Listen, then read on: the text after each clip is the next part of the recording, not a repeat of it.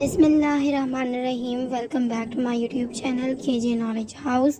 This video is about chapter number 6, Literature and Poetry, text 6b, The Black Land, and we are going to discuss all the exercises related to text 6b. So the first portion of the video is translation. The Black Land. I will plough the land. मैं ज़मीन में हल चलाऊंगा.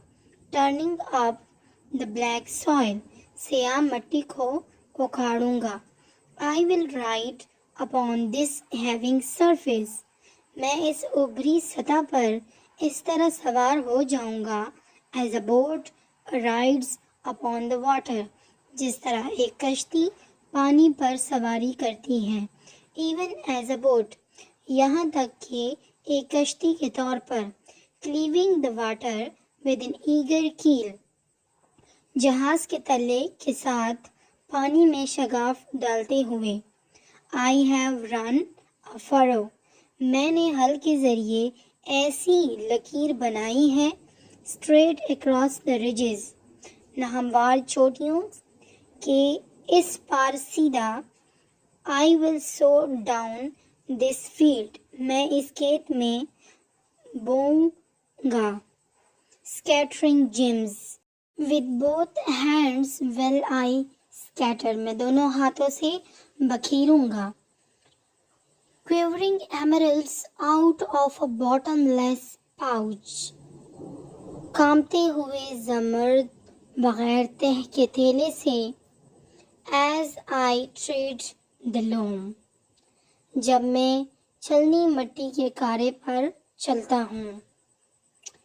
My feet sink deep. मेरे पाँव गहराई में डूबते हैं. The black earth embraces my ankles. सियाह मिट्टी मेरे टखनों को गले लगाती है. And clings to my bent knees. और मेरे झुके हुए घुटनों से चिमट जाती है. I sang as I go scattering emeralds. जब मैं चलता हूँ तो गाना गाता हूँ ज़मर्द बखेरते हुए. The wind sings upon my lips. हवा मेरे होंठों पर गाती है. And pearls stream off my neck and forehead. और मेरी पेशानी से मोती जड़ते हैं. I am bathed in a sweat of pearls. मैं मोतियों के पसीने में नहा लेता हूँ. Eyes straight forward.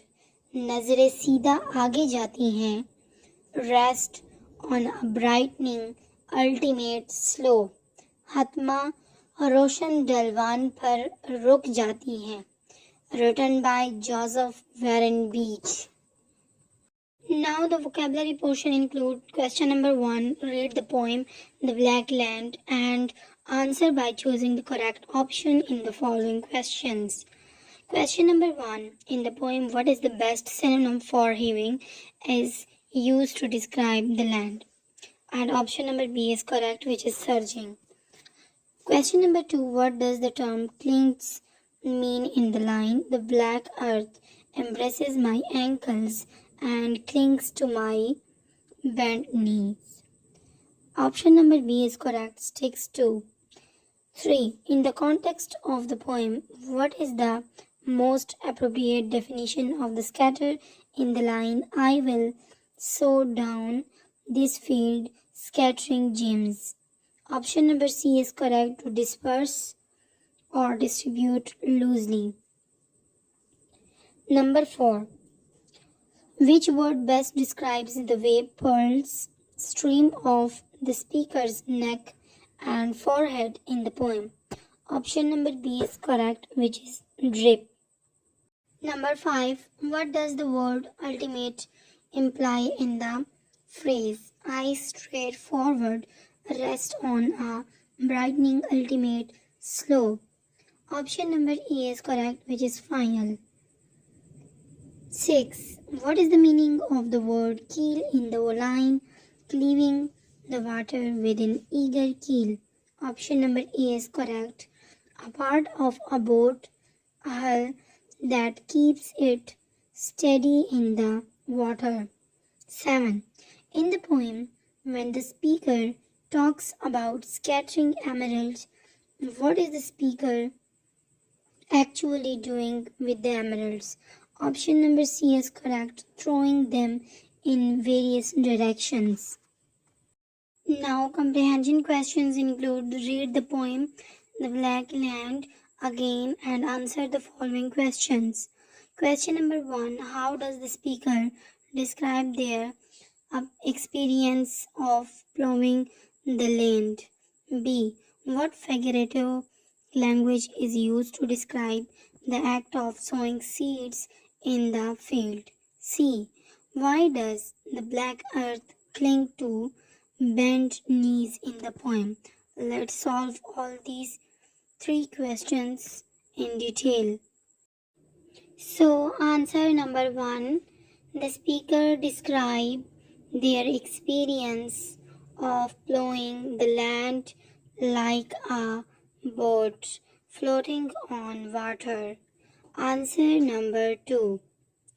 Metaphor is used to describe the act of sowing seeds in the field. Answer number 3. The black earth cling to the speaker's bent knees in the poem in order to illustrate the connection between the speaker and the land. Now we are going to discuss question number 4. What is the central theme or message of the poem? How does the speaker experiences of plowing the land connect to this theme? Answer number 4. The theme of the poem is about simplicity, contentious, and hard work. The poet talks about how he is contented with his small patch of land where he happily works all day and night. Question number 5. How does the speaker's description of plowing the land with a plow compare to the image of a boat riding upon the water? What does this comparison reveal about the speaker's perspective on their work? Question number 6. In the poem, the speaker refers to scattering gems and emeralds. What do you think these gems symbolize or represent, and how do they contribute to the poem's overall meaning? Let's solve question number 5 and question number 6. Answer number 5. The poet compared the plowing of land with the image of a boat riding upon the water.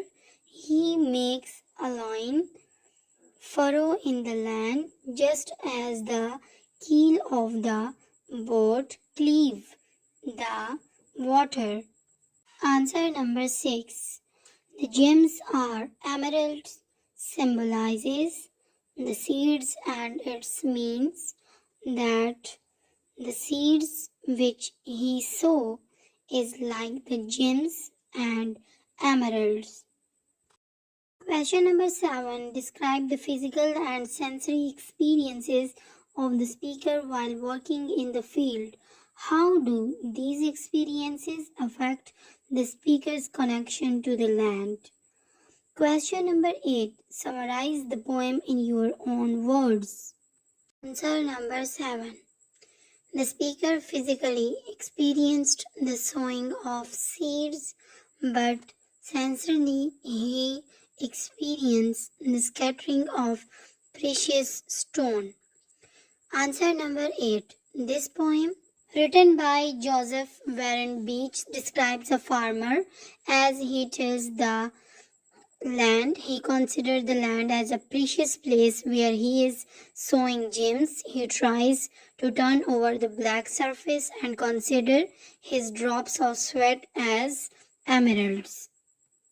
Now the use of language include for each line of the poem identify the grammatical concept being used, prepositional phrase, adverbial clause or compound sentence and choose the correct term to describe it. अब हमारे पास use of language में हमारे पास एक exercise given है जिसमें 3 options दिए गए होते हैं, जैसे कि हमारे पास प्रेपोजिशनल फ्रेज है, एडवर्बियल फ्रेज है और कंपाउंड सेंटेंस है। तीनों ऑप्शन में हम लोगों ने एक ऑप्शन जो कि करेक्ट होगा उसको हमने पिक करना है। तो हमने सेंटेंसेस को रीड करने के बाद ये बताना है कि ये हमारे पास प्रेपोजिशनल फ्रेज है या एडवर्बियल क्लॉज या फिर कंपाउंड सेंटेंस। तो इसके लिए हम लोग पहले इनको स्टडी कर लेते हैं कि what is prepositional phrase and what is adverbial clause, compound sentences किसे बोलते हैं, इन सब को हम डिटेल में स्टडी करते हैं। फिर उसके बाद हम इसकी एक्सरसाइज सॉल्व करेंगे। First of all, what is prepositional phrase? A phrase that begins with a preposition and ends in a noun, pronoun or noun phrase. In he is from Russia. From Russia is a prepositional phrase. Prepositional phrase हमारे पास वो phrase होते हैं जो कि preposition से शुरू होते हैं और ख़त्म हमारे पास noun, pronoun और noun phrase में किसी एक पे ख़त्म होते हैं, तो उनको हम prepositional phrases कहते हैं। जैसे हमारे पास एक सेंटेंस है ही इज़ फ्रॉम रशिया, तो इस सेंटेंस में हमारे पास फ्रॉम रशिया प्रेपोजिशनल फ्रेज है। Adverbial clause, an adverbial clause और adverb clause is a clause containing a subject and a verb that acts as an adverb to modify the main clause of a sentence.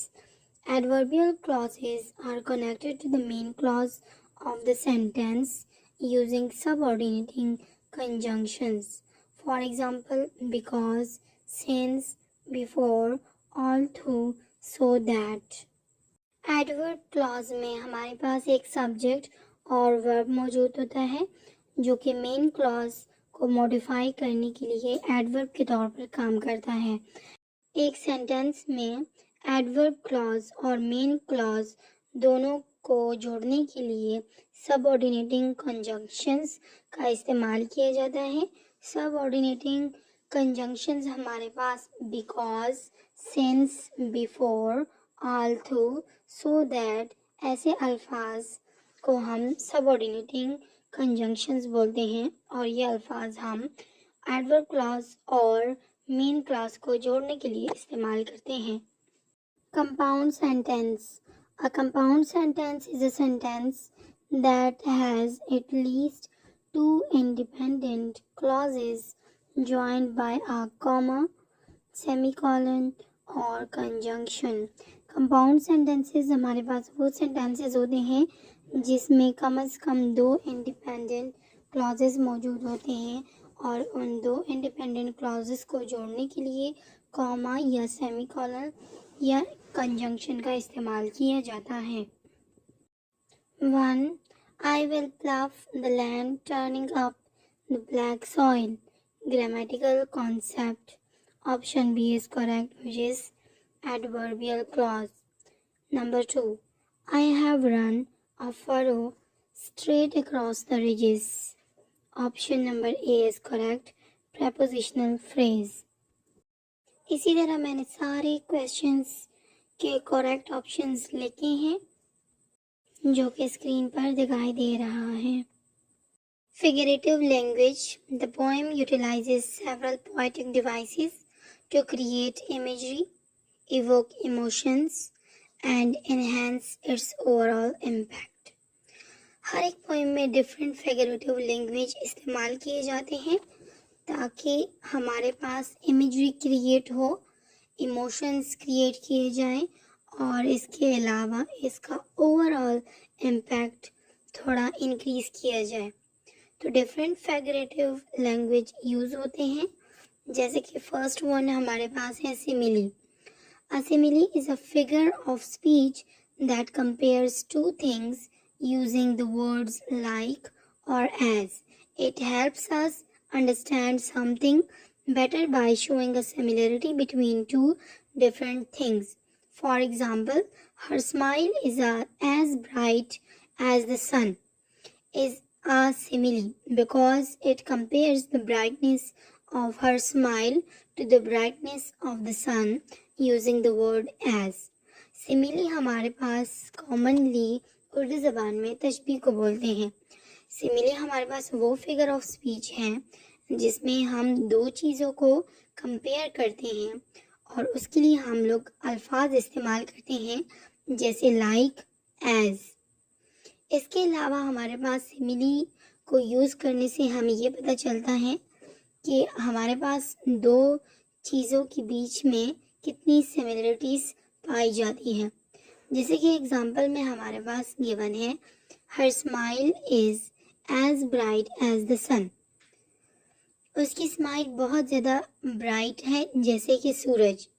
तो ये हमारे पास simile है और इसमें हम smile को brightness के साथ कंपेयर कर रहे हैं। सूरज की रोशनी हमारे पास स्माइल के साथ हम उसको कंपेयर कर रहे हैं और इसके लिए हम वर्ड्स का इस्तेमाल कर रहे हैं एज। तो ये हमारे पास सिमिली है। Next is metaphor. मेटाफर हम इस्तिहारे को बोलते हैं। A metaphor is a figure of speech that directly says one thing is another to create a strong imaginative comparison. Unlike a simile, it does not uses like or as. For example, the word is a stage is a metaphor that implies the world is like a stage where people play their roles. तो हमारे पास metaphor वो figure of speech है जिसमें एक चीज़ को direct दूसरे का नाम दे दिया जाता है और एक स्ट्रॉन्ग इमेजिनेटिव कंपैरिजन को क्रिएट कर लिया जाता है। जैसे कि हम सिमिली में वर्ड्स यूज़ करते थे लाइक और एज, लेकिन मेटाफर में हम लाइक और एज का वर्ड इस्तेमाल नहीं करते और डायरेक्ट उसको रिलेट करते हैं। Personification. Personification is a figure of speech where human qualities or actions are given to non-human things or objects. It helps make descriptions more interesting and relatable. For example, the wind whispered through the trees is personification because it gives the wind the human quality of whispering. Personification हमारे पास वो figure of speech है जिसमें हम किसी non human object और non human things को इंसानों की क्वालिटीज़ या एक्शंस देते हैं तो उनको हम पर्सनिफिकेशन बोलते हैं।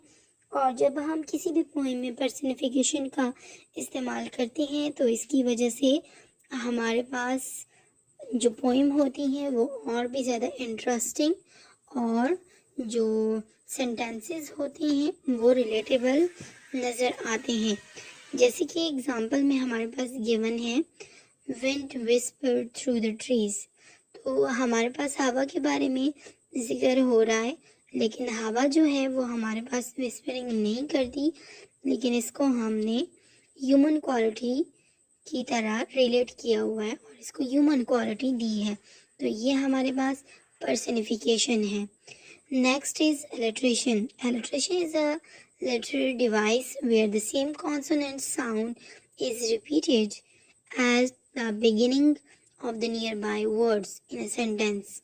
For example, Sally sells seashells by the seashore is an example of alliteration because it repeats the S sound at the beginning of the several words. Alliteration हमारे पास एक ऐसा डिवाइस है जिसमें बहुत सारे वर्ड्स या 2 या 3 वर्ड्स जिनके कॉन्सोनेंट साउंड हमारे पास एक जैसे हो या फिर स्टार्ट लेटर्स जो हैं वो बार बार रिपीट हो रहे हो, तो उनको हम इलिट्रेशन बोलते हैं।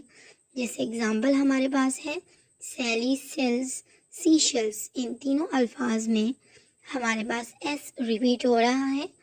बाय द सी शोर, लास्ट में भी हमारे पास एस रिपीट हो रहा है, तो इस वजह से इसको हम इलिट्रेशन का नाम देते हैं।